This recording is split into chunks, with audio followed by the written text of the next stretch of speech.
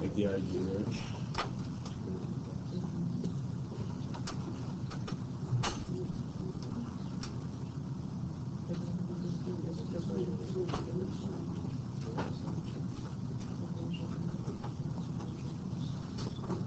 Alright, so we should have a general idea of what we're talking about at this point. My distillation folks, come and draw, give a quick sketch, please don't, I don't need Picasso up here, I just need like a skeleton sketch here. Distillation, whoever picked or wears a sign, move it, let's go. Filtering, you can kind of, here, we'll do 4 at once. Distillation, filtering, decanting, and crystallization. Let's roll.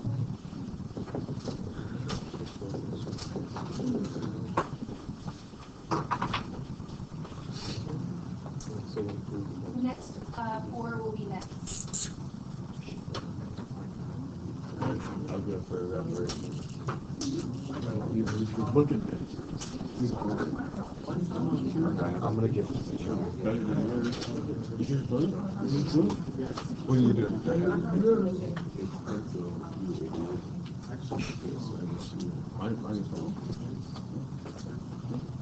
Alright, your job is to sketch what they have. So there's 8 up here. So make 8 little pictures, and you can describe the 8 little pictures as we describe them here. Distilling can be very complex, so don't make it simple.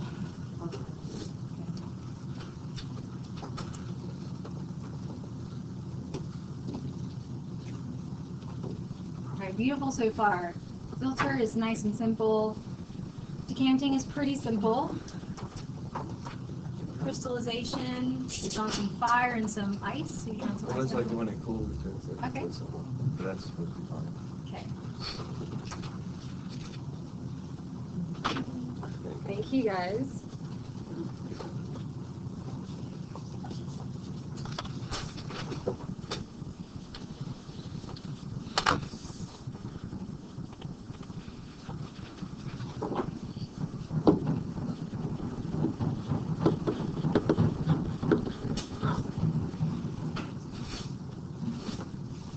It's beautiful. There's a little fire there, and I'll explain from there. Thank you. All right, so for the first 4, distillation. What? Just give me the generic process of what distillation is.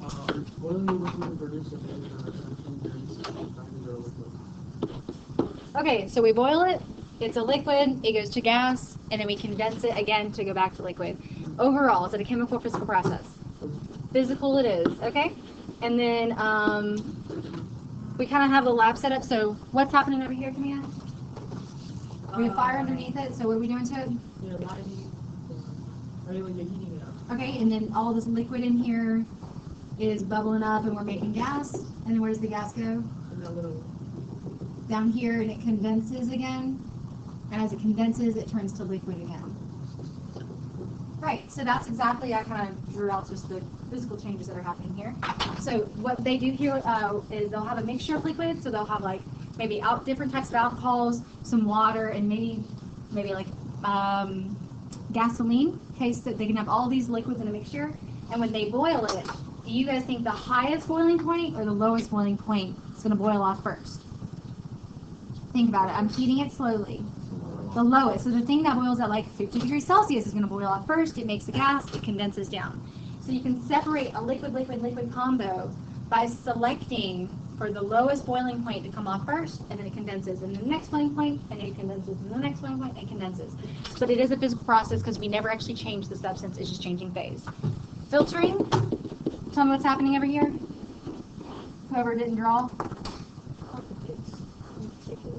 It's making sure the solids don't go into the liquid. Okay, so we initially start off with what up here? Solid and Solid and liquid. okay, so they're more than maybe just your group, so anybody can answer here, we're good. So we had a solid liquid combo, like we did yesterday in the lab, and then you separated it how? Through the funnel. Through a funnel with that filter paper. So is the filter paper selectively permeable or all the way permeable? Selective. So who is it selecting for it to penetrate through? The liquid, because it can seep through those little holes. Okay, so this is a solid liquid combo. And then as we filter it, we select and let the liquid goes through, and the solid gets caught in a separate container. So now they're separate. So is that a chemical or physical process? Everybody. Physical, because did we change the liquid? Did we change the solid? Nope, it's just now separated at this point. So again, this one's physical, the first one's physical. Decanting, this one's a little weird, but I'm good. So ready when you are. So I'm explain. Like you have a mixture and you allow it to sit over time. Mhm. Over time, the solid becomes heavier. So it naturally separates by gravity. We're not using a filter in this case. The filter kind of allows the separation to occur through a membrane, where this one's going to separate by gravity. And then what we actually can do, and I have to do this in the lab sometimes, we have a system where we have our solid and we have our fluid, and you hold like a glass stirring rod over top of it, and when you turn it, and not like that, when you turn it, and the glass stirring rod is there, it allows the liquid to calm down through like capillary action. It kind of allows it to flow off, and it leaves the solid behind, so you can keep it separated. So that's how decanting works. Is this a physical or a chemical process? Physical, nothing actually changed the substances, we just separated them again. Okay, so physical all the way so far. Crystallization, explain. Somebody please.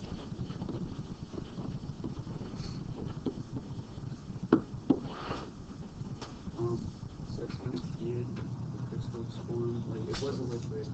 Okay, so it was a liquid with stuff in it, right? Yeah. Okay, so there's stuff in it. As it's heated, like the solids form. So different. So we heat it, actually, it probably dissolves. So as it cools down, the crystals start to kind of condense together, and those are crystals that are forming. We've actually probably seen that. If you've ever left out some salt water someplace, or you've been to the ocean, and then it's been hot, and then sometimes evaporation or something will cool down, you'll feel some of the salt on you, you'll still feel some of the salt on things that were there. So crystallization happens all the time for us. That's also how we make rock candy. So we have a liquid, actually not liquid, we're gonna have an aqueous. Do you guys know what aqueous means? Yay or nay? No? Okay, so aqueous means a solution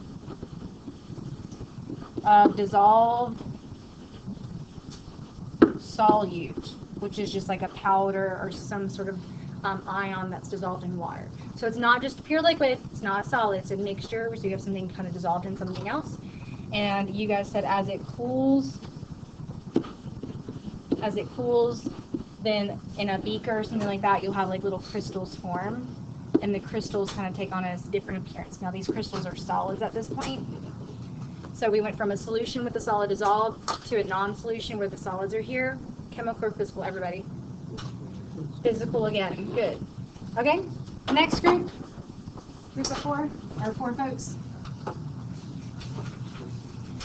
Drawings first, and then we'll describe. So claim a space here.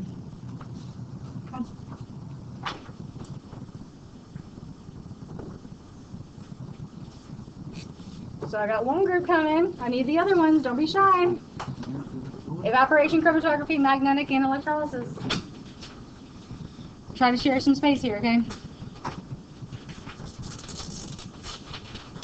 It's almost like we're playing Pictionary, but we're not guessing with the drawing.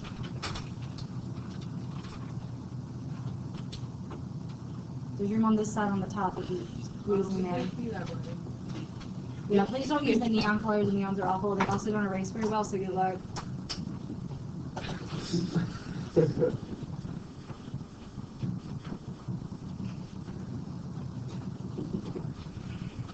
That's okay, they'll be done. Alright, so raise your hand if you've heard of evaporation. Everybody knows raises their hand, okay? Who's heard of chromatography? Chrome, what does chrome sound like? No, not Google Chrome. I'm sorry, what is chrome, what does that prefix mean? Does anybody know? Not like chrome wheels. Nope, that means chromosome. What is chromosome? I don't know if it actually that prefix means the same. Chrome means color. Okay, chrome means color actually. Okay, we all know what magnetism is. That's obvious. These are referred to like electrolysis. Electro. What is that? What do you think it refers to? Electricity. Okay, they're going to spill the beans on that in a second. All right, you have about 1 more minute to draw your picture or less.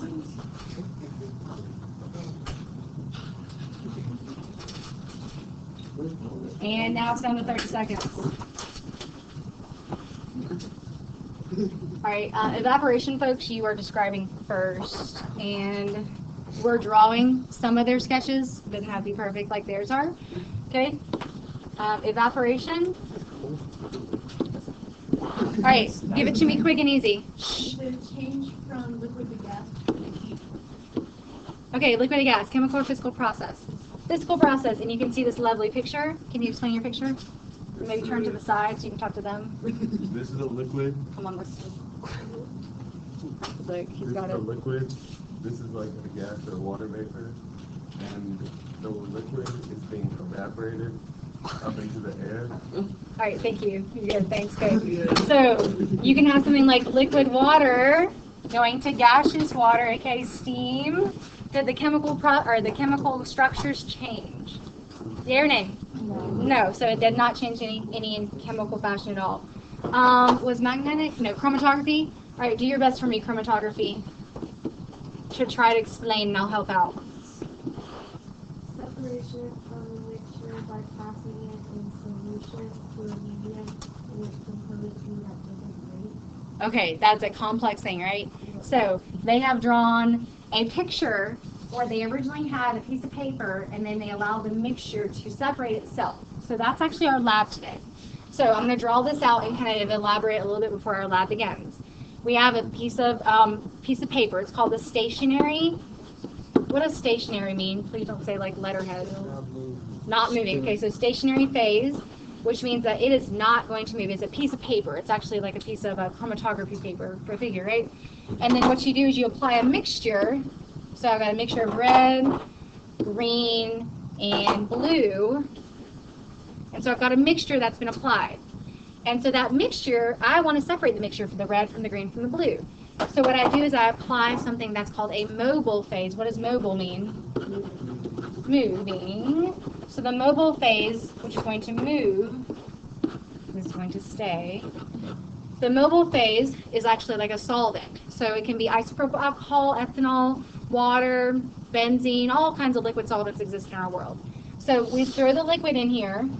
Okay, the liquid is able to go up the paper through capillary action. We've seen this, like you've gotten your paper wet and it starts spreading, right? We've all experienced this. That's how plants get their water to the top of the trees and so forth.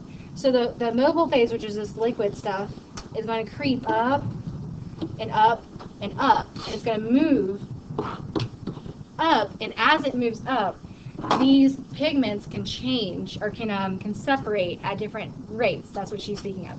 So eventually, the blue might get all the way to the top, but the red may get here, and the green may only travel just a tad here. So we've separated the mixture now, right? It's not on top of each other. So overall, did we change the red, the green, and the blue? Yay or nay? No. They are still red, green, and blue. It's just were they over top of each other or are they separated? So we never change them. So is this chemical or physical? Physical. Okay, next group. Was that magnetic separation? Yes, tell us about it. Oh, so basically, you want to separate a mixture with a magnetic substance. If you can just use a magnet to lift the magnetic substance. Okay, so we had a north and south pole like on a magnet, right? Okay, so as you have a mixture like going across a conveyor belt, you've got all these substances. The things that are magnetic will do what with the magnet? Attract. So you can separate the magnetic things and the rest of the stuff just goes. And so you've separated things that are magnet from things that are not.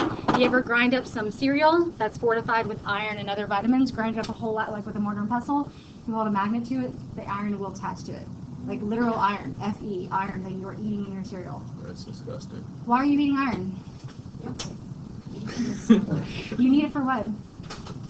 What in your body needs iron? Bones are calcium and phosphorus. What's in your body that needs iron? The hemoglobin in your blood. Yeah, if you don't have hemoglobin in your blood, you ain't got no oxygen, you're gonna die. That's why we need iron. Okay, so you'll be anemic and you won't have any energy, and your body can't carry oxygen to your cells, and the oxygen won't make ATP, and then you have no energy and you're just lethargic. Okay. Electrolysis, last group. Electrolysis, explain just a little bit for us.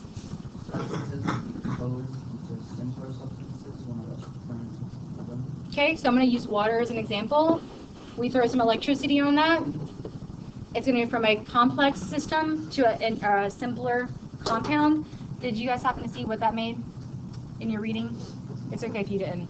Okay, everybody, what are the elements, the two elements involved in water? Hydrogen, and that's going to make hydrogen gas, and oxygen, aka oxygen gas, is stuff we breathe, right? So I can take liquid water and I can, boom, throw some electricity on it, and it'll make hydrogen gas and oxygen gas. So you decide, chemical or physical? Why chemical? Because the bonds are You're breaking the covalent bond. You're making two new substances. When you make new substances, it is a chemical change. So out of all these we talked about, how many chemicals? One. Thank you, group. You're my special group. All right, so let me talk to you briefly before we start our lab.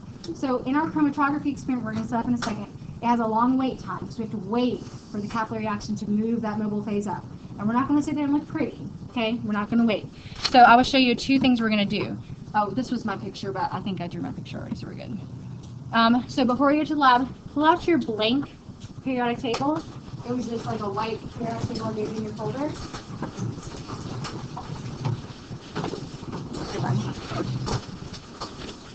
And also go to my website.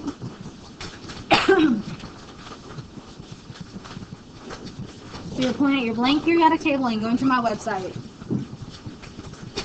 Keep your reading guide 2 on your desk because I'm slow. I'll check those during the lab. Don't put reading guide 2 up at all.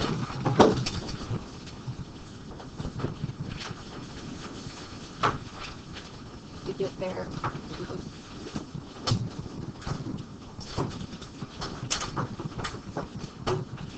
Alright, so when you go to my website, go to Unit 1 Documents. I just flew through like 18 slides. Those are stuff we'll do another day. You go to Unit 1 Documents, hit More. Unit 1 Documents, hit More because there are more documents to see. And you should see something that says, what a period. What a location. No. Yeah. PTOE, what can a location tell you? PTOE, what can a location tell you? Give me a thumbs up if you're opening it. PTOE, what can a location tell you? Perfecto. Help your neighbor out if they can't find the food. Alright, so essentially during our wait time in our lab, we're going to do this assignment. And this assignment requires you to just basically identify locations on a periodic table, understand what the rows are, what the columns are, what the groups are, what characteristics they contain, and so forth. So you're only doing part 1. We're not doing the rest of them because you can see on there it says like you require 3 periodic tables. You see that at the very top? We only have 1 because we're doing part 1 right now. So once we get to the lab, we're going to do this, but I just wanted to show you what was here. You're going to label or identify these 3 pieces of the periodic table. You're going to label groups and period numbers, these different groups that are present, and then on the back, because on the back there's nothing on your periodic table, you'll actually list families and describe some characteristics.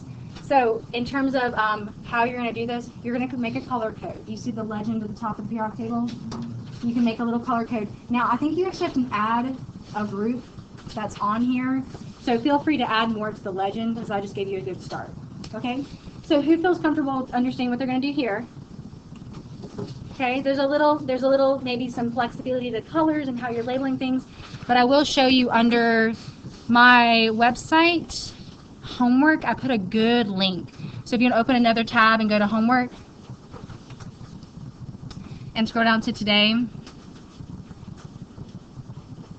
it says classwork great periodic table, and that one is color coded very nicely and it has a lot of great detail. I think it's a good place to start. There's lots of other periodic tables out there, but it might be something that you could utilize for your advantage. Alrighty? All right, so now pull out a piece of paper for your chromatography lab, and I'll tell you what we're going to do in our chromatography lab. This is just because we're going to have a wait time. I just want to let you know what you're doing before we move on, okay? So chromatography lab, it's spelled like it sounds, chromatography.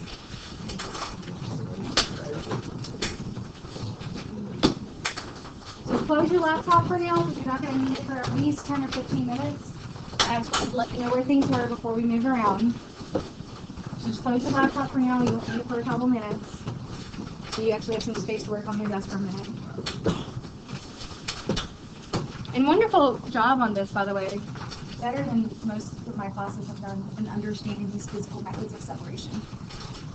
Okay, so essentially we are setting up a chromatography experiment. But whenever you get back to the lab, purpose first. So go ahead and write purpose on your paper so you don't forget. You always put your purpose first in your lab. And then I put like some Sharpies and water-based markers, like, you know, washable markers in your buckets. Your lab group will only do one dye. So one mixture, one marker. Don't do the Sharpie and the magic marker and the highlighter. Okay, do one. Okay, so maybe write one marker. That's it. I just gave you some options. So you're only going to do two trials, but I'll show you specifically how I want you guys to accomplish this. You're doing two trials. One with a solvent of water. So you'll do a setup in a beaker with water, and you'll do a second trial with a solvent of an alcohol. I have two options of alcohol. So you have isopropyl, like rubbing alcohol, and you have ethanol, which is in a lot of other things in our world. So you're not going to do both alcohols because one half of the lab, like lab group 1 can do isopropyl, and lab group 2 can do ethanol. We can look at the differences there. If you're at the middle two lab stations, you don't have a counterpartner, right? But the two big lab stations is your other half. Okay, so you guys just communicate. So we'll talk about this in just a second. Okay, so your setup for your chromatography piece of paper, which is that like kind of porous paper that the alcohol can move up, it's going to look like this. Currently they're just rectangles. Your job is to cut a little V in it and then draw a line of origin, and it says draw a finish line. It says just make them both the same size because you don't want to have trial 1 have a strip this long and trial 2 have a strip this long, because then they'll run at different rates and you can't compare. So just make them equal size. And then whenever you're labeling this, you have to do this in pencil, not pen, because pen is an ink, which is a mixture, which will ruin your experiment. Okay, so use a pencil for that. Whenever you put your piece of paper into your solvent's going to be really low, like 1, 2, 3 milliliters, super low now. You don't need a whole lot. And you're going to put your piece of paper in here. The little V is going to touch. The V is going to touch the liquid, but the dot does not touch the liquid. So you're going to have a little dot here. The dot, if it touches the liquid, goes straight to the liquid, and you get no data. So if the dot's above the liquid, it'll go up, and you'll see some separation. So those are just some key things to keep a hand on whenever you're actually performing this. Once you get all your data, you'll see how other people's data worked out, and you'll display this for me on a piece of paper. So this is the last part. Kind of already showed you this, but here's your samples. How many are you actually setting up? 2. Water in one of those. There's like some popsicle sticks back there. The popsicle sticks will help hold that, and you can like put some tape on it to tape your little piece of chromatography paper so it hangs. You don't want it like laying down in the water. And then I will give you some colorful paper to display your results so everybody can easily see what's going on. Questions? Okay, so same lab groups, goggles. The lab I'm going to pass out, okay? So go back to that. And bring your computer, bring your periodic table. We'll get some colors and stuff in a second. You come back where you don't want to bring this.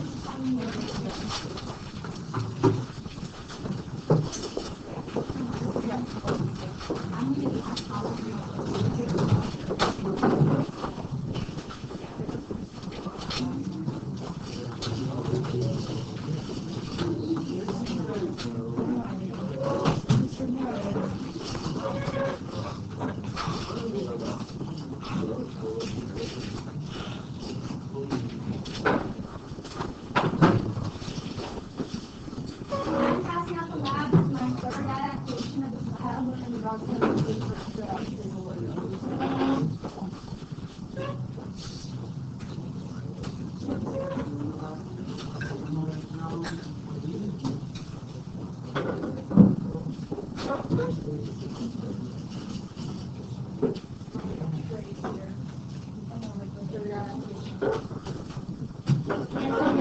Scoot your lap to the side. And I've already taken out the lab. You know, get your question TV first and see what else you need.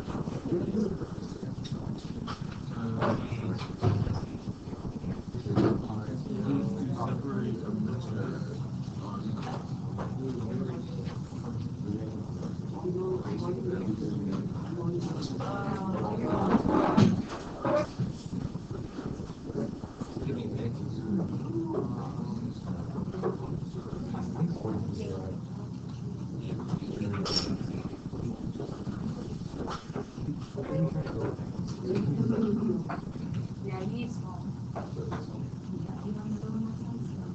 So guys, we are gonna have to make a shift around some lab equipment. You need 2 small beakers, but you need to make sure they're the same size. We want to control our. So if you don't have 2 small beakers, you're looking at that cabinet back here. And you ask your lab neighbors if they have any spare.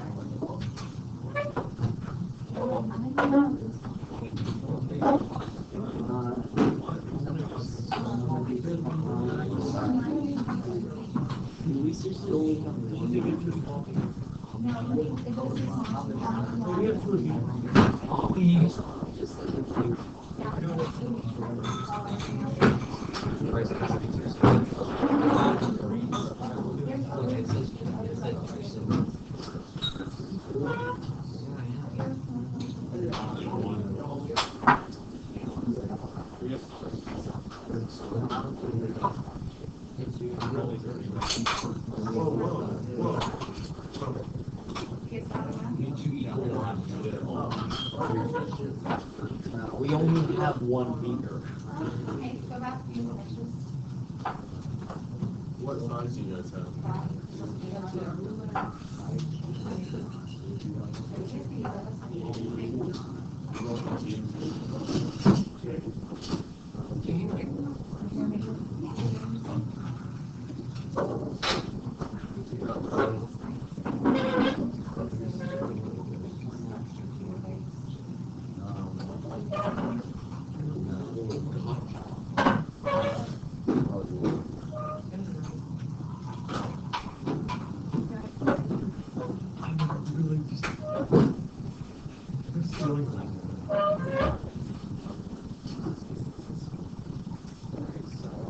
So after you get your purpose statement, you need to start, divvying up these tasks a little bit. Some we can go out, some we can go, so we can get copies.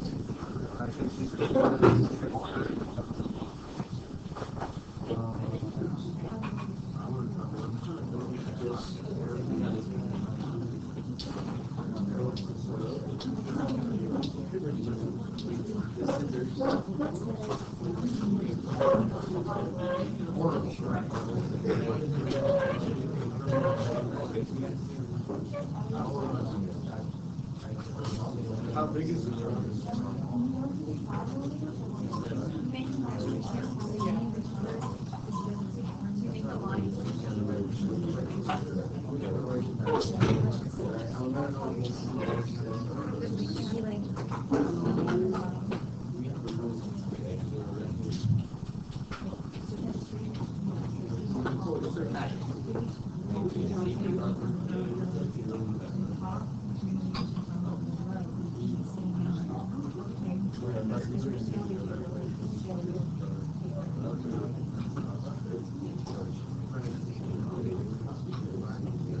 you have really small beakers, you might want to adjust for your finish lining, but your finish line cannot be above the top of the beaker. So hold the paper up to the beaker. Finish line cannot be above the top of the beaker. So our beakers usually want to turn up taller.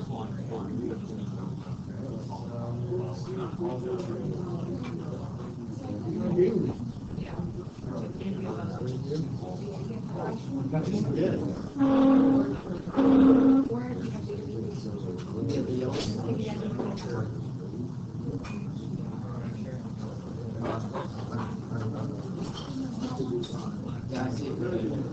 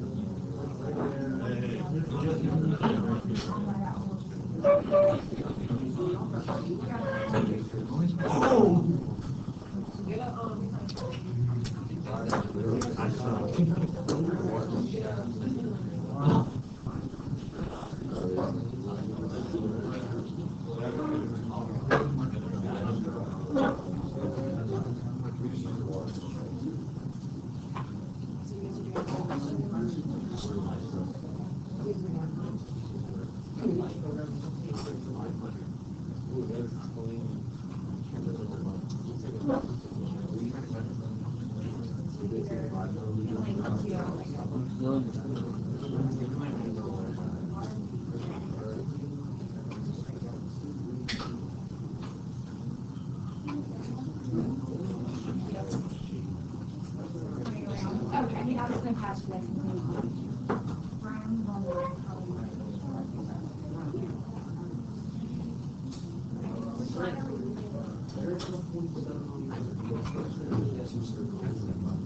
I'm not taking this class.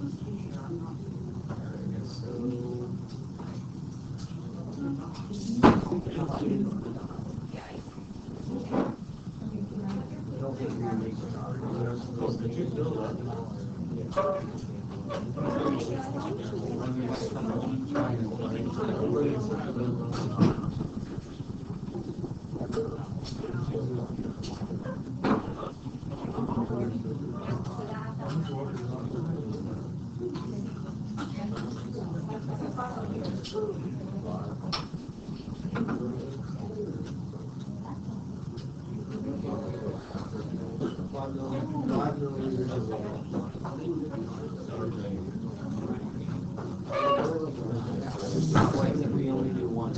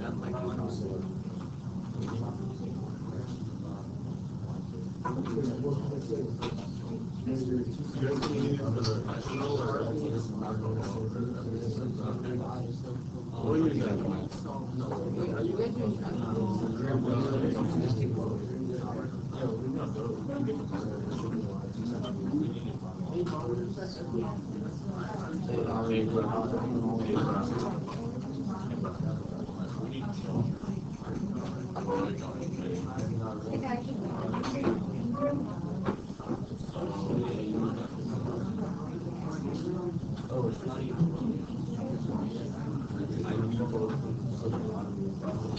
Oh, yeah, totally.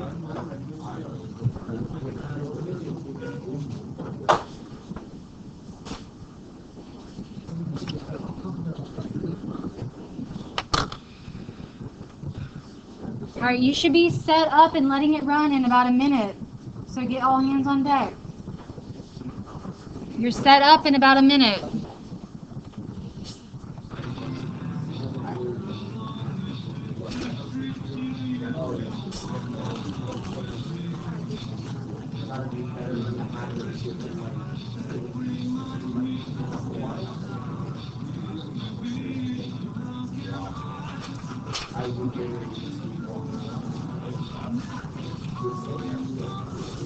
All right, I can hear you off topic conversation. Stay on topic, people. All right, that is your timer. Look on the board for me. 3, 2, 1. This is the data table. All right, eyes up here. This is the data table. I'm not sure in your lab if it has 2 or 3 spots, but make sure you have 3. Label the data table. Ethanol, isopropyl, and water. You have 2 pieces of data. So you have the water and one of the alcohols from your lab group. Another lab group near you will have ethanol or isopropyl, whichever you don't have. So that group, they originally had brown, so they'll put brown as their original dye color. I don't remember if they had, did you guys have ethanol? I think they had ethanol. Bailey, did you guys have ethanol? Okay, so they'll put brown and brown. Hush, be quiet, be quiet. Okay, so they'll put brown and brown, and then their component dye colors, they have like 4 colors. Some of you guys have 1 color, some of you guys have 2 colors, some of you have 3. You'll put each of your colors that you saw, and then you'll put the distance traveled from the origin. That's how you're calculating the RF values like it tells you to do later on. So you have 20 minutes to complete this lab 100%. That means stop coloring, put your laptops, or close your laptops, and go back to the lab. You have 20 minutes to complete this lab. So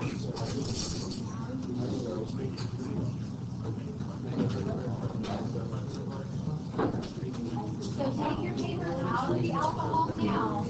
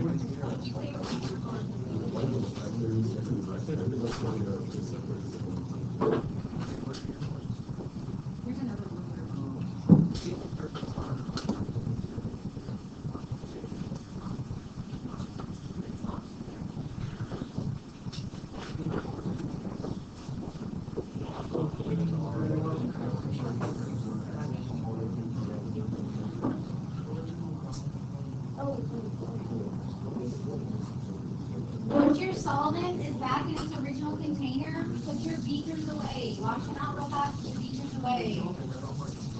When your solvent is back in its original container, put all your beakers away.